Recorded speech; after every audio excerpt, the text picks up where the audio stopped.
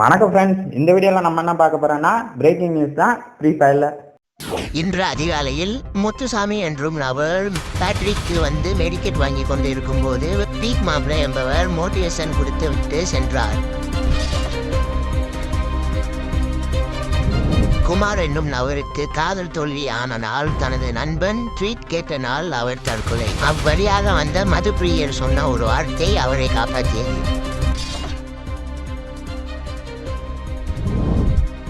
இப்ப பாத்தீங்கன்னா சம்பவ வழக்கலாம் ஸ்கேலர் இருக்காரு. வணக்கம் ஸ்கேலு. வணக்கம் ஏஜி.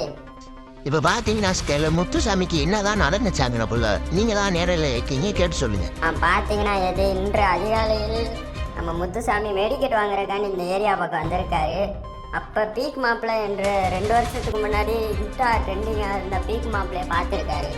சரி 500 டைமண்ட் தான் கொடுக்க போகிறாரு அப்படின்னு ஆர்வமாக இருந்த முத்துசாமிக்கு ஒரு அட்வைஸை கொடுத்து விட்டு போனார் ஏஜி. பாத்தீங்கன்னா ஸ்கேலர், அது என்ன அட்வைஸ்ன்னு எனக்கு சொல்ல முடியுமா ஸ்கேலர்?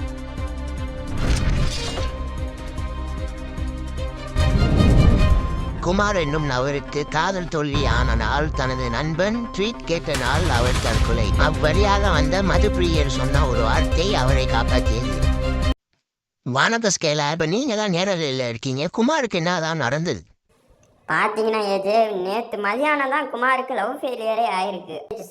பிரேக்கப் ஆன அடுத்த நிமிஷமே ட்ரீட்டு கேட்டனால நம்ம குமார் ரொம்ப மனசு உடஞ்சு போயிட்டாப்ல. அதான் இந்த நிலைமைன்னு அவரே சொல்கிறாரு. ஸ்கேலர், இப்போ பார்த்தீங்கன்னா ஸ்கேலர் எப்படி மதுப்பிரியர் இவர் காப்பாற்றினாரு? இப்போ பார்த்தீங்கன்னா ஏஜே பாருக்கு போயிட்டு வந்துட்டு சரி நிம்மதியாக தூங்குவோன்னு மேலே வந்து படுக்கலாம் அப்படின்னு வந்திருக்காரு. அப்போ தான் நம்ம குமாரை பார்த்துருக்காரு. இதெல்லாம் சிசிடிவியில் ரெக்கார்ட் ஆகிருக்கு ஏஜே. அந்த சிசிடிவியை காமிக்க முடியுமா ஸ்கேலர்?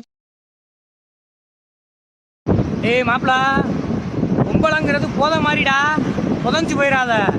காதலுங்கிறது கள்ளிப்பால் மாதிரி ஊத்தியே கொண்டே விடுவாளுங்க. அதுக்கு மேலே நம்மளுக்கு பல பொழப்பு இருக்குது. இதெல்லாம் வேணாம், வாழ்க்கையை பார்ப்போம் வா.